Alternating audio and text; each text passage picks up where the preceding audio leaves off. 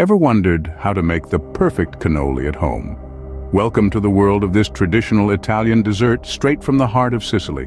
Imagine biting into crispy fried pastry shells, their golden crunch revealing a heart of sweet, creamy ricotta cheese filling. This is cannoli, a dessert as rich in taste as it is in history, a timeless treat that has been delighting palates for centuries. Ready to discover how to bring this Italian delicacy to your own kitchen? Stay tuned.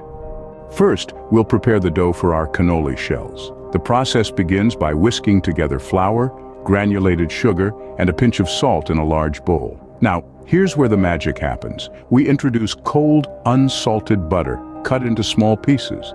It's vital to use cold butter as it creates little pockets of fat in the dough, leading to a flaky and crispy shell. With your fingertips, rub the butter into the flour mixture until it takes on the appearance of coarse crumbs. This technique, known as cutting in, contributes to the texture of the finished product. Next, we gradually pour in Marsala wine, stirring until a dough forms.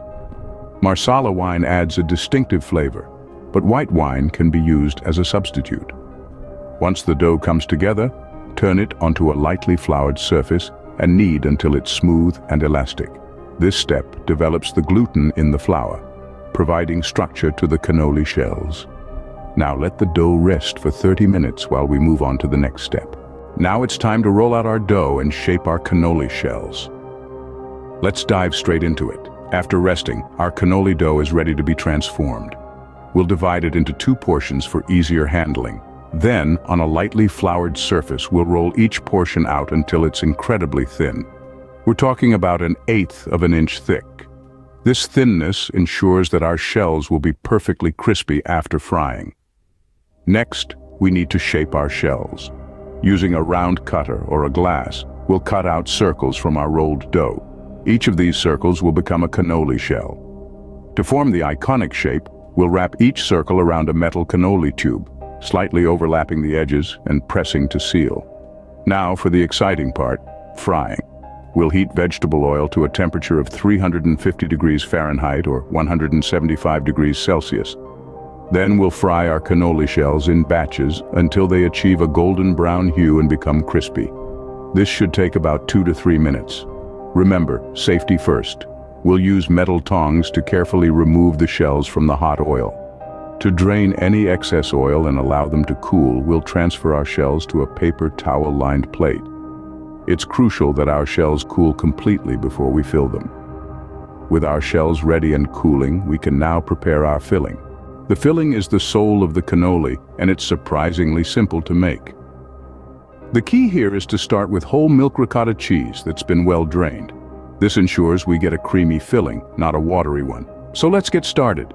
Take 2 cups of drained ricotta cheese and place it in a mixing bowl. To this, add half a cup of powdered sugar. This will give our filling its delightful sweetness. Next, we're going to add a teaspoon of vanilla extract. This will lend our filling an exquisite depth of flavor, making every bite an experience to savor. Now mix these ingredients together until they're smooth and creamy. The final touch? Fold in a 1/4 cup of mini chocolate chips. These little gems of chocolatey goodness will be scattered throughout our filling, adding a pleasant surprise with each bite. And there you have it. Now we have our delicious filling ready. It's time to bring it all together. The moment we've been waiting for, filling, garnishing, and serving our cannoli. Once our cannoli shells are completely cooled, we can gently slide out the metal tubes. Now comes the fun part.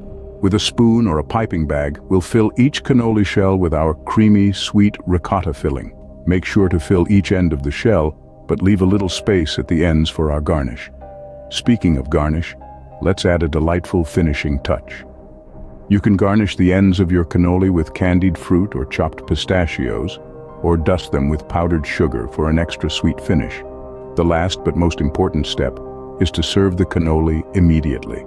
This way, you can fully enjoy the contrast between the crispy shell and the creamy filling at their absolute best. And there you have it, your homemade cannoli is ready to be enjoyed. Buon appetito!